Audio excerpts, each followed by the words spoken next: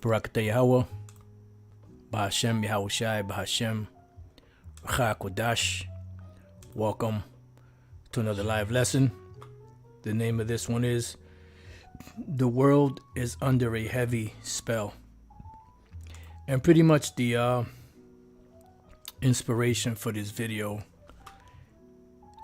came through something I happened to watch a little bit of yesterday. I was flipping through the channels, and they happened to have like a documentary slash concert of this chick Shakira,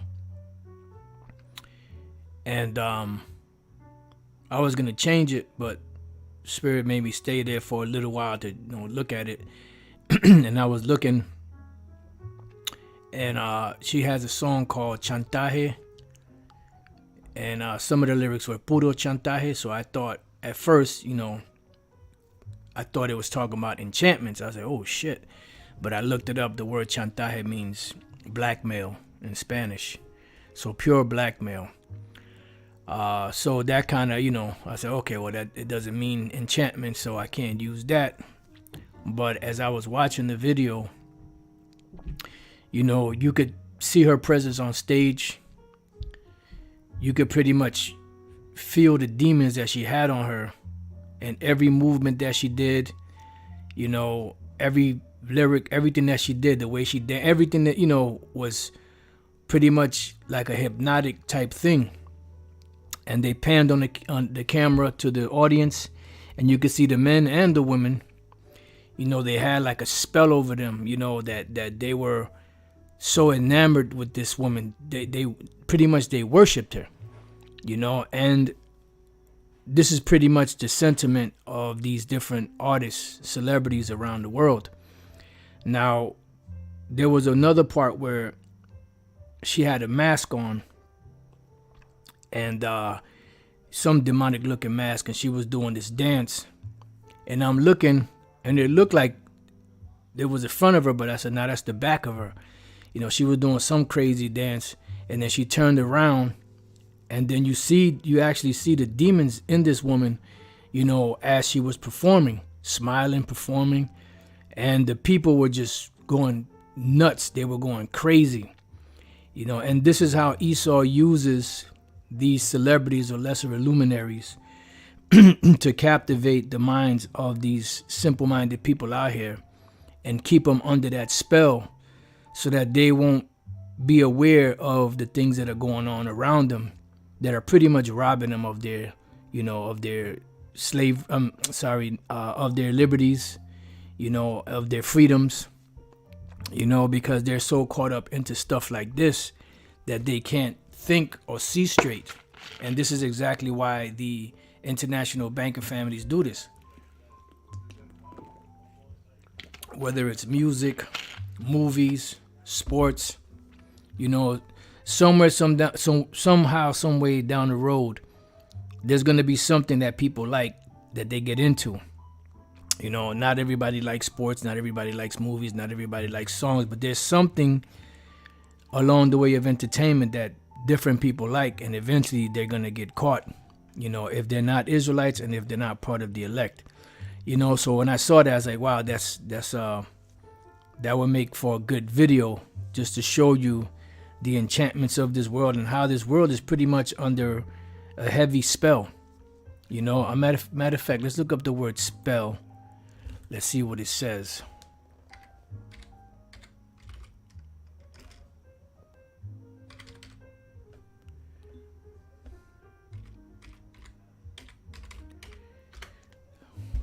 Spell. Write or name the letters that form a word in correct sequence. Yeah, that's one way. Be a sign or characteristic of. I know there's more. Then what is the meaning for a spell? A word, phrase, or form of word supposed to have magic powers, charm, incantations. The wizard casts a spell.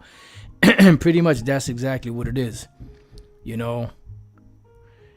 Now, notice how they control Google, they control everything. So they put words, form of words, supposed to. No, these are words that have magic power, charm, and incantation. This is why individuals, if you see the people in the audience, and you could watch any artist or group or entertainer, whatever the case may be, and look at the faces of the people. That's why they're called fanatics, because they're like bugged out, and they're putting these people up on a pedestal on the level of gods. I was also thinking about Michael Jackson back in the days. 83, 84 was when he was on top of the world. During the Thriller album. That was when he was on top of the world. And after that album, he never could capture that fame again. They worshiped this man. I mean, they would literally faint. Every time he came around to different concerts, different places, people would faint like if he was the Most High himself. And this is what they've done, And in many different forms, what they're trying to do, especially with Jake, is trying to get Jake to forsake their power and bow down to these demons known as celebrities.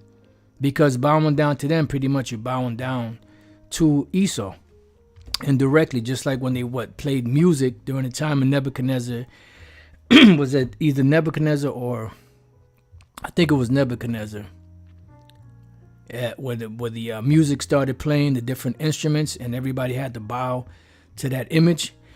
Well, that's pretty much what they're doing here in America and around the world. All right, so I just want to get into a couple of precepts. And Lord's will, this will be an edifying lesson. This is the book of Revelation 13:1. Just going to kind of breeze through a few of these verses. It says, and I stood upon the sand of the sea. That sea was the Mediterranean Sea, because he was at the island of Patmos, the Apostle John, and saw a beast rise up out of the sea. This beast wasn't an actual beast, but in the vision, it appeared like an actual beast. And he described it as he saw it, but it meant different things. When you go and you continue to read in the book of Revelation, it tells you it says having 7 heads and 10 horns, and upon his horns 10 crowns. And it tells you what all of these things are as you read further on, especially in the 17th chapter. But this whole beast represents the whole beast system of Esau, which are all of his major rulerships, which have been 7. And if you know anything about, numerology, 7 is completion. Now we don't really delve too heavy into numerology. We just deal with certain things. 7, completion, is biblical, so that's why we use it. So they had 7 major empires, America being the 8th, which is one of the actual 7 coming back, but it came back as a separate beast, as an 8th beast. All right, and it took on all of the same customs and ways of the ancient Roman Empire, which was that old beast. And the same way that they managed things back then in the law, they manage it here. In public, they manage it here. The arenas, the coliseums, the entertainment, the gladiator games, all of that stuff is all back right now in America. And that's what's being pushed. It says, and upon his heads the name of blasphemy. Why? Because they call themselves the Most High, Yahushua. They call themselves the angels, Christians, men of the cloth, for lack of better words. And they're nothing more than the devil that the Bible speaks of. And the beast which I saw was like unto a leopard. Now it's going to the beginning of the beast. Leopard goes back to Alexander, as they call him Alexander the Great. We call him Alexander the Greek. And he wore a leopard skin hat. It tells you also in, I believe that's Daniel 7. It speaks about the leopard, and pretty much this is who they represent. So it went from the beginning of the beast, right, which was the Greeks. That's why they say civilization began with the Greeks. And his feet as the feet of a bear. Now the bear, which is Russia, has nothing to do with the beast. But what it does have to do is bringing an end to the beast.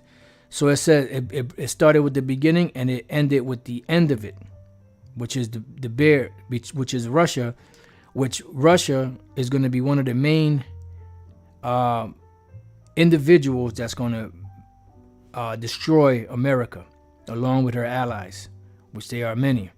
So it began with the beginning of the beast and the ending of the beast. It says, and his mouth as the mouth of a lion. The lion represents their, where they get their power from, really, which is from England. And if you know anything about England, you know that they had the city-state of London, which that's pretty much run by the Rothschilds, and they're the ones that's pretty much giving the marching orders to America to do what she does. So that's why it has the mouth of a lion. That is a representation of England, which is the power structure of the planet. This is where all the ideas and marching orders come from, from England. And the dragon gave him his power and his seat and great authority, right? Because they are pretty much, working off of the beast that was alive during this time that the Apostle John wrote this vision, which is the Roman Empire. This is where they get their power from. It says, and I saw one of his heads as it was wounded to death, and that head that was wounded was the Roman Empire.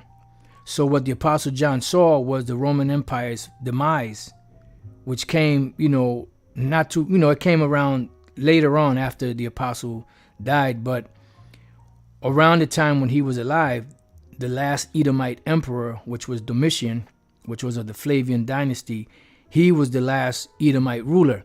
But when Jake took over, they pretty much continued on the pagan Roman ways.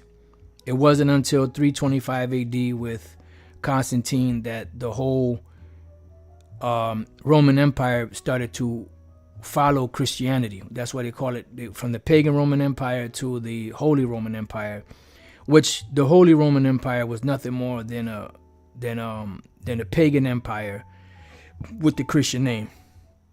And that's where you have a lot of these demonic teachings still around today, because he incorporated, and the rest of those so-called church fathers that were Jakes incorporated the different pagan customs, into the teachings of the Lord. And I saw one of his heads as it was wounded to death, and his deadly wound was healed. When was his deadly wound healed? During the time of the Renaissance. We say it over and over and over again. This is the time when they came back into power. That's why it's called the Renaissance, which means the rebirth. Rebirth of what? Rebirth of that head that was wounded. And it came back through America. So America being the modern day Rome, and the allies, which is NATO and the EU, these are all part of that beast that goes back to the time of the Roman Empire. And when you understand ancient history, you understand that those 10 horns, which had 10 crowns upon them, they had ancient names in the past. Today they have modern day names. Back then they had ancient names, like the Anglo-Saxons, the Suevi, the Burgundians, so on and so forth. The Franks, so there was 10 different ones back then, and they have modern day names today. It says, and so once this wound was healed, which was when? During the time of the Renaissance, and this is when whitewashed art or iconoclast art started to be pushed upon the planet. It says, and all the world wondered after the beast. So they wondered after the beast. Why? Because the beast used deception, as it tells us in Revelation, the 20th chapter. Let's go to the word wonder. Let's see what that says. I'm pretty sure we looked at it before. The word is thaumazo, which is to wonder at, marvel, to be wondered at, to be had in admiration, right? And did not even the Apostle John look at America, that woman that sat upon the scarlet-colored beast, with great admiration, and the angel had to kind of rebuke him? That's why Yahweh said, if at all possible, they would deceive the very elect, because the enchantments that they use are so compelling. They're so, seductive, that unless the Lord gives the individual Israelite, the ingredient to be able to avoid getting caught in that web, everybody would get caught in that web. So Barakatah Yahweh B'Shem Yahushai for that eye salve and that oil. All right. So the whole world marveled after the beast. And this is why everybody's worshiping Esau, even to this very day. Especially you so-called Negroes, Latinos, and Native American Indians. You know, you really head over here for this devil, especially Judah, man. They have to be the biggest sambos on the planet, you know, outside of the other tribes. And trust me, them other tribes ain't too far behind. It says, and they what? Worshipped the dragon, which gave power unto the beast. So what are they doing? When they get into into this system of America, they're really getting into the worship of the system of ancient Rome. You know, this is why when you try to explain certain things to them, they can't see it or they don't want to see it. And even we've had people tell us that even if they were to tell me, I wouldn't believe it. You know, so meaning they're willingly ignorant.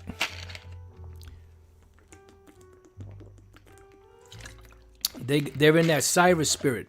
I don't want to remember nothing. I don't want to remember nothing. Ignorance is bliss. They're in that ignorance is bliss spirit. Excuse me. And they worship the dragon, which gave power unto the beast, which this beast here is what? America. Because they came back into power as that head that was wounded, and his deadly wound was healed. And they worship the beast, which is dealing with NATO and the EU and the whole system, saying who is like unto the beast, who is able to make war with them, right? Because when you look at the power of the beast of NATO and the EU, you know, America included, no one can really make war with them. That's why you have to have leagues of nations to come together to be able to fight against it. And that was the actual name of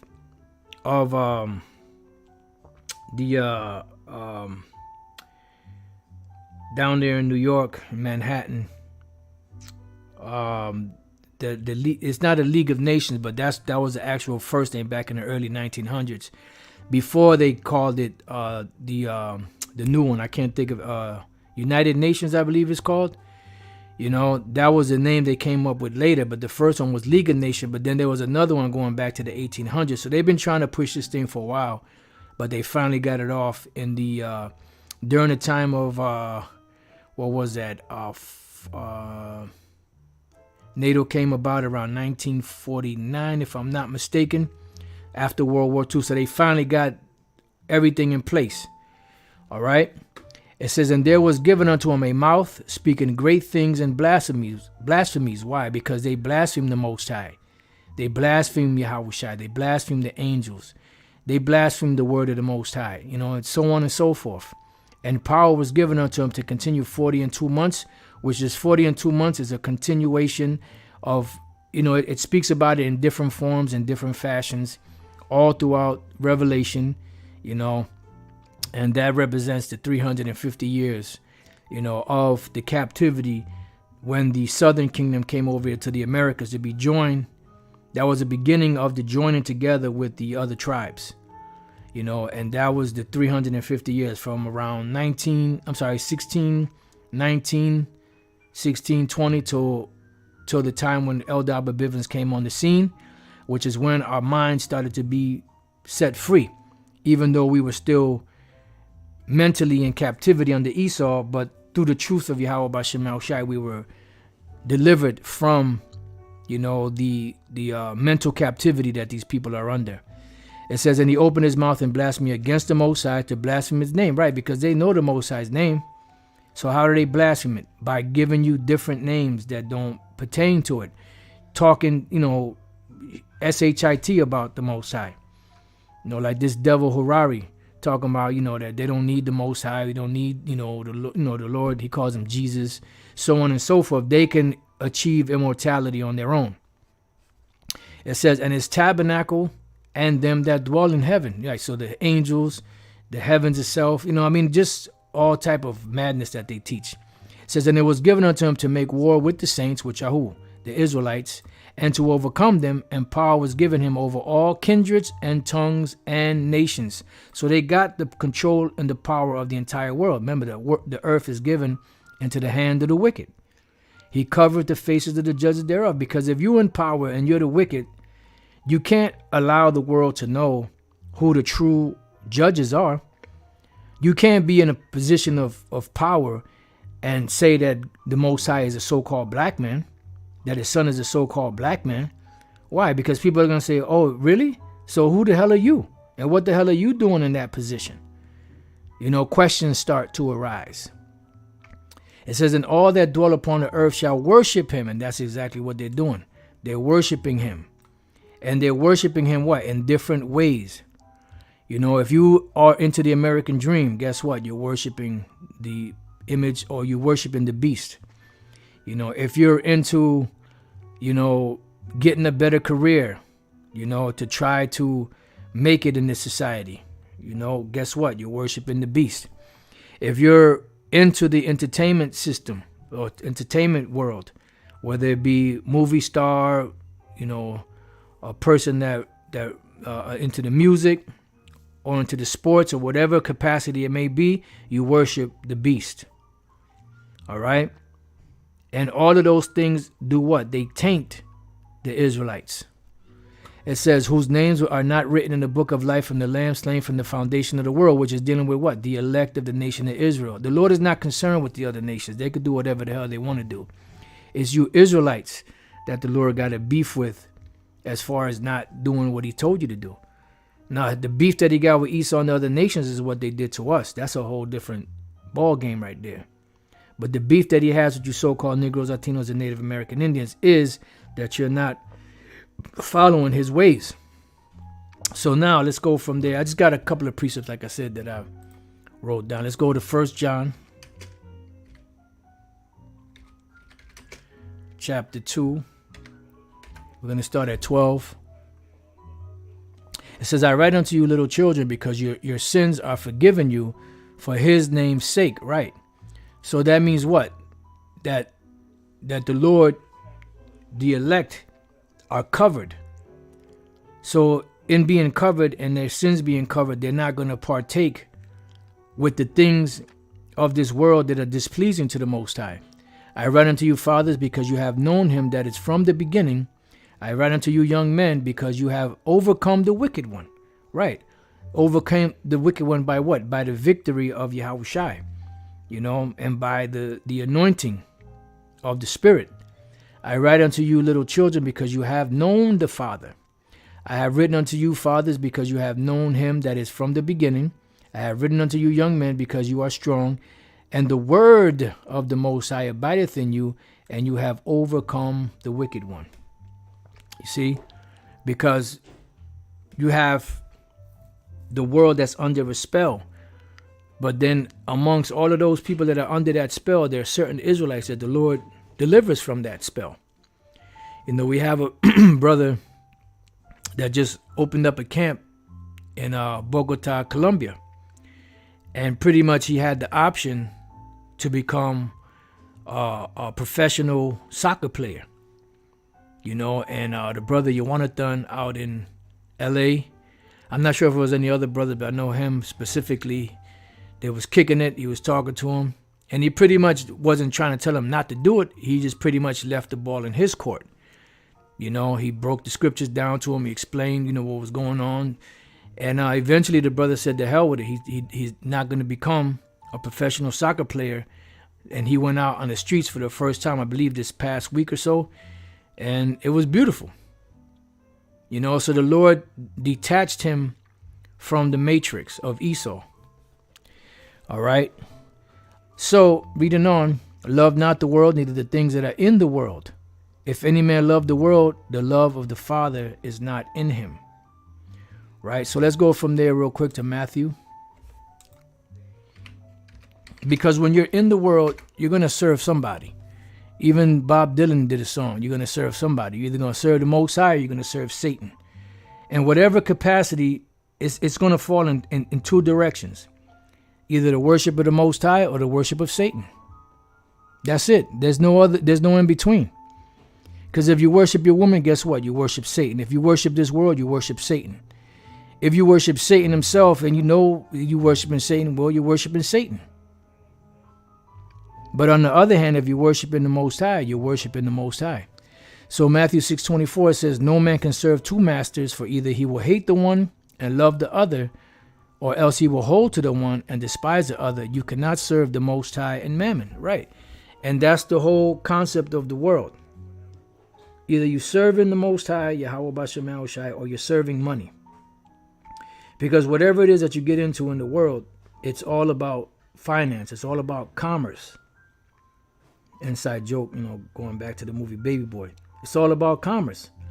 So you're either going to worship the Most High or you're going to worship money. You can't split your time between serving the Most High and serving Mammon. It's not going to work. Because somehow, some way, there's going to be a conflict between the two. And you're either going to say, F the Most High, go with the money, or F the money and hold on to the Most High with all your might. So, going back, there's another one, Ecclesiastes chapter 5 and verses 9 to 11. It says, the folly of riches. Moreover, the profit of the earth is for all. The king himself is served by the field. He that loveth silver shall not be satisfied with silver. See? Because no matter how much you get, you're always going to want more. Nor he that loveth abundance with increase. This is also vanity, right? Because if you're a person with unsatiable wants and greed towards riches, it's never enough. There's always another million you can make. There's always more that you can get into. You see? Hey, Barakatah Yahweh Bashem Yahushai, for the ability to teach. When goods increase, they are increased that eat them, right? It says, and what good is there to the owners thereof, saving the beholding of them with their eyes, right? Because eventually, like the scriptures say, riches make themselves wings. They could be here today and gone tomorrow. This devil, the way he set up the system is you can have riches today, invest in the stock market, have a real good turn, and then all of a sudden, your whole all the assets that you had are depleted, and you're left with nothing. And guess what that does? That causes people to commit suicide, to become drug addicts, staunch alcoholics, or whatever the case may be. Why? Because they lost everything, and they had, all their eggs in one basket, so to speak. All right, so let's go from there. Let's go back. I'm sorry. Nope, we got one more. Matthew 13 and 22. This goes into the parable of the sower seed. And there are 4 types of sowers. And this happened to be the one that fell among thorns. Matthew 13:22. He also that received seed among the thorns is he that heareth the word, and the care of this world, and the deceitfulness of riches. Choke the word. See, the deceitfulness of riches. That's why it says the love of money is the root of all evil. Not money itself, because money answereth, all things. But the root of all evil is the love of money. All right. So it says, choke the word, and he becometh unfruitful. So what happens is what? You came into the truth, you believed in the truth, but because you had half your ass in the world choked the word of the Most High, and you didn't serve the Most High, you served Mammon. And you became what? Unfruitful in the work and knowledge of Yahweh Bashem Yahushai. So going back to 1 John 2, let's read 15 again. Love not the world, neither the things that are in the world. If any man love the world, the love of the Father is not in him. See? Why? Because you're going to be putting all your energy into the world. You're going to be under that spell, wandering after the beast. For all that is in the world, the lust of the flesh and the lust of the eyes and the pride of life is not of the Father, but is of the world. Right. Let's go from there. Matter of fact, let me read one more verse. It says, and the world. Yeah. It says, and the world passeth away, and the lust thereof. But he that doeth the will of the Most High abideth forever. Right. Which will have what? Everlasting life. All right. Now let's give you some examples. Let's go to the book of James.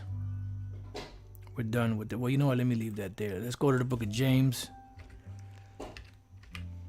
chapter 1, and verse 27.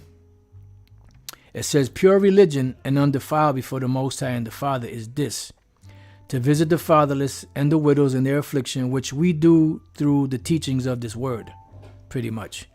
You know, back then you had, among the Apostle Peter and them, they had a commune, you know, where they collected money. People would sell their lands and their homes and bring it all together in one pot, and it would be distributed. The Apostle Paul didn't do that, you know.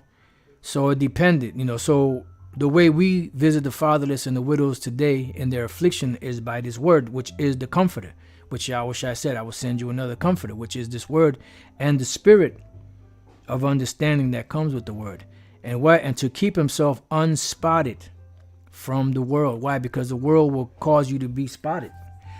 And you know, the Lord does not accept a spotted, you know, or unclean sacrifice. You know, there was something else that came to mind.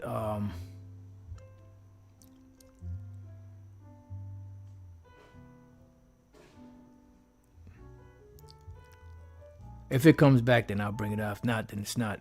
I guess, you know, the Spirit wants me to move on. The word therefore unspotted is aspilos, spotless. See, metaphorically free from censure, irreproachable, free from vice, unsullied, meaning not without spot, as it says here, physically or morally. So it says here, unblemished. See, so that's how you become unspotted from the world, to avoid these things. Now, that's what it brought there about Shemal Shai. Like the Apostle Paul said, using the world is not abusing it. That doesn't mean, okay, well, you know what? I don't want to, you know, sully myself. So I don't want to dirty myself. So I'm just going to stay in the house in a corner and just wait for the Lord to come back. No, you still have to function. You still have to operate. So you get in and get out, you know, like the Apostle Paul said, using the world is not abusing it. All right. So let's go from there. Let's go to Exodus. Because remember, the world is under that spell. They're under a heavy spell. Exodus 23:2. And just because the world is doing it doesn't mean that you have to do it. Thou shalt not follow a multitude to do evil. Neither shalt thou speak in a cause to decline after many, to wrest or wrestle judgment. See, so because the whole world is going after these things doesn't mean that you have to. As they would tell you, if everybody jumps off the cliff, are you going to jump off the cliff? And most people do. Not knowing or unknowingly. Following behind, you know, whatever. Let's go to Luke 21. Whatever aspiration it is that you think that you're trying to follow. And, you know, do yourself a favor. Don't think you're smarter than the Most High. Don't say, well, you know, I know how to maneuver. I know how to do this. I know how to do that. And end up getting caught and be like, throw your hands in the air. Like, oh well. Luke 21:34. And take heed to yourself, meaning what? Examine yourself. Lest at any time your hearts be what? Overcharged with surfeiting. So when you're overcharged, meaning you're doing too much. You're going too deep or too far into whatever it is that you're getting into. So the word overcharge, baruno, is to weigh down. Overcharge, meaning when you weigh something down, it's a burden on you. So that burden on you, you can't have any free time or whatever the case may be to be able to focus on anything else but that, because you've put your whole energy into that. You see? So that's why you have to remain unspotted from the world, as the scriptures say, not be overcharged with surfeiting and drunkenness and cares of this life. See? And so that day come upon you unawares, because it's going to come upon the world. Yahweh Shai is going to come upon the world as a thief in the night. But it says that we are not in darkness as others, because we're not sleeping. Because the Lord gave us the eye salve, and Lord's will, we remain to the end to be able to see through all of the bullshit. So we're able to maneuver through the Spirit and get in and out. Get what we got to get and get the hell out. For as a snare or a trap shall it come on all them that dwell on the face of the whole earth. Why? Because they're not watching for what's coming. This is why Yahweh constantly said, watch as well as pray. For the spirit is willing, but the flesh is weak. Watch ye therefore, see how he keeps saying watch, and pray always, that you may be what? Accounted worthy to escape all these things that shall come to pass, and to stand before the Son of the Most High. Because Yahweh is coming back to make inquisition, of what it is that each individual did with the money that he gave him, which is this truth. And what's the deal with these individuals that were given the money and didn't use it? And what's the deal with the individuals that pushed the Lord's hand away when he stretched out his hand to them? All right.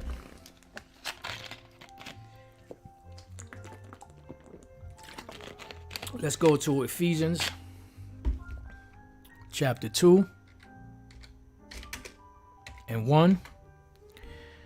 It says, and you had thee quickened who were dead in trespasses and sins. So he was speaking to the Israelites at Ephesus that were quickened or made alive, that were dead what? In trespasses and sins. So how were they quickened or made alive? Through Yahweh Shai. It says, wherein in time past you walked according to the course of this world. See, because there's a course and path in the truth, and there's a course in the world.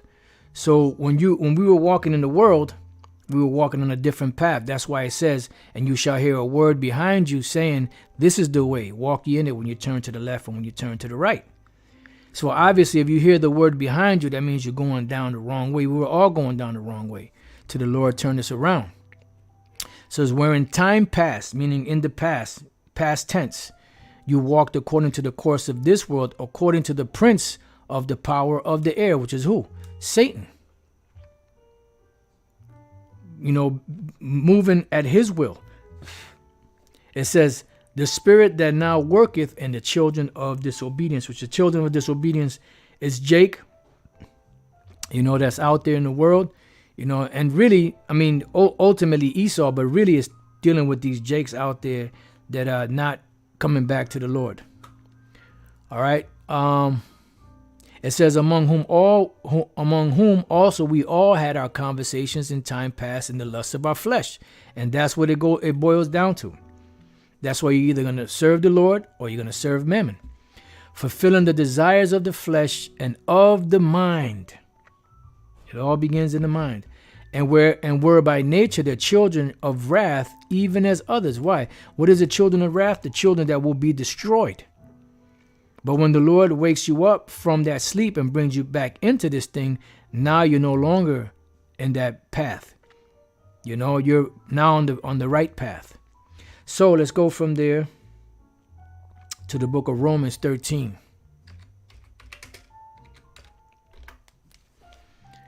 And 11.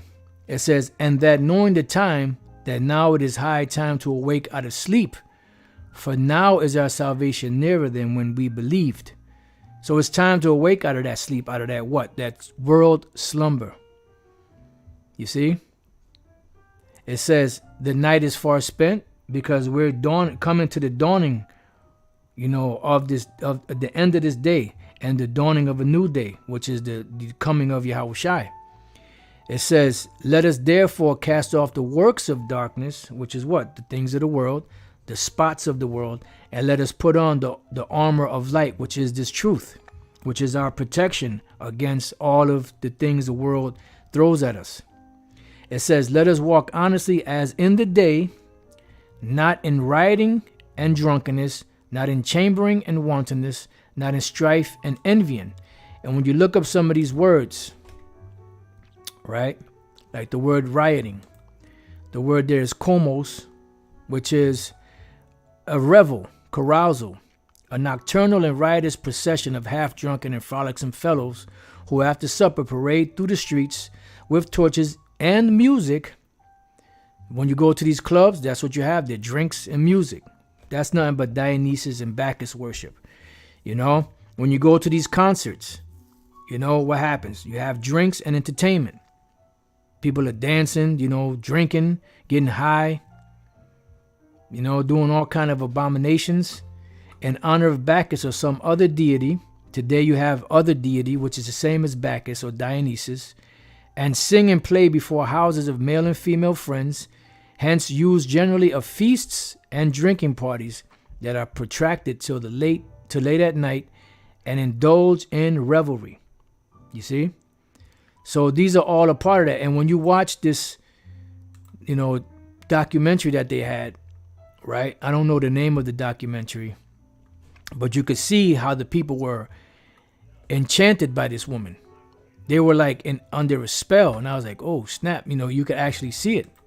So going back, when you look up the word drunkenness, which goes into too much drinking, methe, intoxication, drunkenness, and that's what happens at these parties. The word chambering, which is the word koite, it says a place for lying down, resting, sleeping in, a bed, couch, the marriage bed of adultery, cohabitation with the lawful or unlawful sexual intercourse. And usually what happens when you go to those clubs, you drink, you dance, talk shit, and sex goes on, whether it be man on man, woman on woman, or man on woman. Majority of those women that go there are married. A lot of adultery goes on, and that goes all the way back to the Greek Empire and the Roman Empire. You had orgies. You have a lot of foul shit that's going on that people don't know about. The after party after the after party. All right. So it goes on to say, but put you on the Lord Yahushua and make not provision for the flesh to fulfill the lust thereof. Right. And that's why this truth is our guiding light. Everything that we need is in there. And it guides us wherever we need to be. All right, so a couple more precepts. Let's go to 1 Peter chapter 4. And we're going to start at verse 2. We're going to read a couple of verses.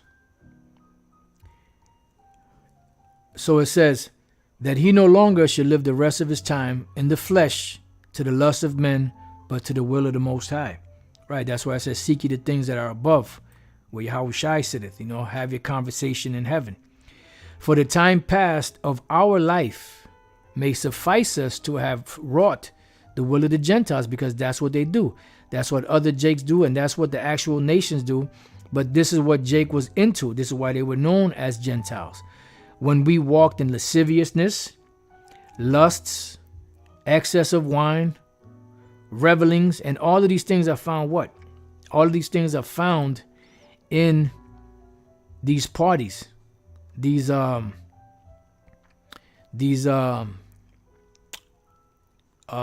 concerts, these clubs, so on and so forth. Revelings goes back to Comos, as we read. Banquetings, potos. It says a drinking, carousing. Yeah, see, so you drink and dance. That all goes back to Bacchus.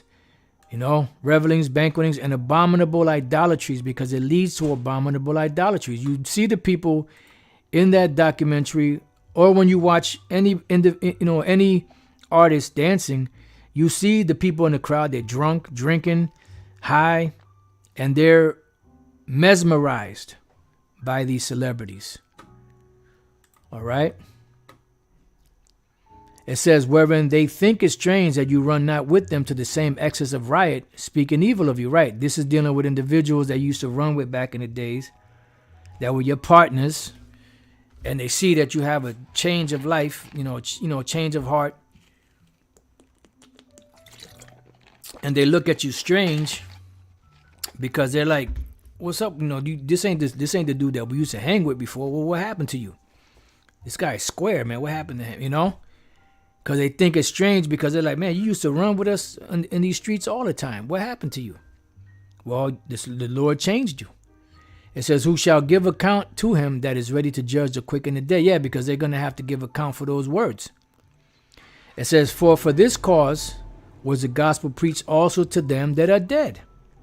And this is why we out there speaking and teaching these words to those that are dead, the valley of the dry bones, that they might be judged according to men in the flesh, but live according to the Most High in the spirit. Right, because the prophets are going to be judged in the flesh by men, but they're going to live according to the gospel of the Most High in the Spirit. So this is why it says, every tongue that rises up against you in judgment thou shalt condemn, because by thy words thou shalt be justified. It says, but the end of all things is at hand. Be ye therefore sober and watch unto prayer. See, there's always that admonition of watching and praying, because that is very important to do. All right, the next scripture I have is the book of 2 Corinthians, chapter 4, and verse 16. It says, for which cause we faint not. Why? Because of all of the things that we go through, the trials, tribulations, so on and so forth. But though our outward man perish, falling apart, yet the inward man is renewed day by day. For our light affliction, which is but for a moment, worketh for us a far more exceeding and eternal weight of glory. Right? Because this is building up our spiritual bank account, which is going to be used as a hedge for when hard times come. But the world ain't thinking like that, because they're thinking about the here and now. While we look not at the things which are seen, which is what? The things of the world. Remember the lust of the eyes in 1 John? But at the things which are not seen. For the things which are seen are temporal, but the things which are not seen are eternal. And you know what? This one scripture I forgot to get, which we get it now, is in the book of 1 John chapter 5. But I guess that's a good one to end it with, because it says a mouthful, buddy. Buddy, you said a mouthful. Inside joke. So it says, we know that whosoever is born of the Most High sinneth not, because the blood of Yahushua covered them, right? But he that is begotten of the Most High keepeth himself. Constant examination. And that wicked one toucheth them not. Why? Because if it were possible, they would deceive the very elect, but they can't. Why? Because the elect have the M to the A to the R to the K of the Most High, which in the Hebrew, in the book of Ezekiel 9 and 4, the word is thawah, which means exempt from judgment. And we know that we are of the Most High, and the whole world lieth in wickedness. So the whole world is lying in wickedness, right? And we know that the Son of the Most High is come and hath given us an understanding, that we may know him that is true, and we are in him that is true, even in his Son Yahushua HaMashiach. This is the true power and eternal life. Little children, keep yourself from idols. Amen. Yeah, because all of these things are pretty much idolatry. The Lord said, thou shalt have no other God before me, thou shalt not bow to them, so on and so forth. And this is what's happening. So either you're going to make a person a idol, you're going to make money an idol, you're going to make your career an idol, whatever, or your woman, your children, whatever you put in front of the Most High, and you put all your energy into it, you're worshiping that instead of worshiping the Most High. And the Lord don't like that. Okay? So with that, this has been The World is Under a Heavy Spell. And Barak Yahweh Bashem Al-Shai, that he gave us the eye salve. And we pray for you brothers and few sisters that we know we all make it through. All right? So, well, brother, if you feel cut, then that means that's a good thing, because you're reflecting on things, which means you're examining yourself. Scripture say, examine yourself. So if that's the case, then maybe that'll have a profound effect for you to reflect upon, and maybe this will help you to get away from whatever it is that you're doing that's pulling you away from serving the Lord Yahweh Bashem Al-Shai. And that's the ultimate goal, to teach this word, and those that can receive it, and guess what? Receive the engrafted word with meekness, which is able to save your souls. Because with the mind man believeth, and with the mouth confession is made unto salvation. So with that, I pray that you brothers and few sisters have been edified. Till the next time I say, Shalom.